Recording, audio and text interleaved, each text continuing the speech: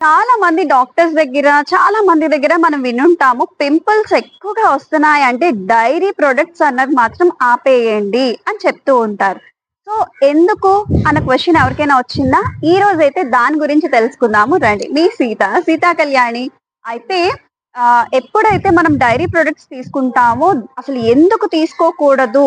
తీసుకున్న తర్వాత కూడా ఎందుకు ఎక్కువ పింపుల్స్ వస్తాయి అంటే మనకిప్పుడున్న పాలు ఎలా వస్తున్నాయంటే అవి కడుపుతో ఉన్నా కూడా ఈ ఏవైతే గేదెలు, ఆవులు ఉంటాయో అవి కడుపుతో ఉన్నా కూడా వాటి నుంచి కూడా ఈ మిల్క్ ప్రొడక్షన్ చేసేవాళ్ళు ఏంటంటే దాని నుంచి కూడా పాలు తీసేస్తున్నారు.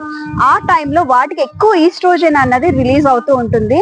సో దాని వల్ల ఏంటవుతుందంటే అది మన ఒంట్లో కూడా డైరెక్ట్ గా వెళ్ళిపోతుంది. సో దాని వలన మనకి పింపుల్స్ అనేవి చాలా ఎక్కువ అవుతాయి. అంతేకాదండి డైరీ ప్రొడక్ట్స్ అవ్వచ్చు అండ్ వాటికి ఇచ్చే ఇంజెక్షన్స్ అండి. మిల్క్ ప్రొడక్షన్ అన్నది ఎక్కువ కావాలి అని చెప్పేసి దానికి వాళ్ళు ఇచ్చే ఇంజెక్షన్స్ కూడా దీనికి చాలా పెద్ద కారణం అవుతున్నాయి.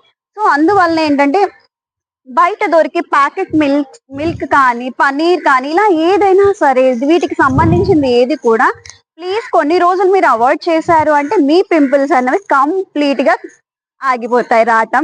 సో ఇలా ట్రై చేయండి. ఈ వే కూడా చూడండి. ఓకేనా అండి? మీ సీతా కళ్యాణి.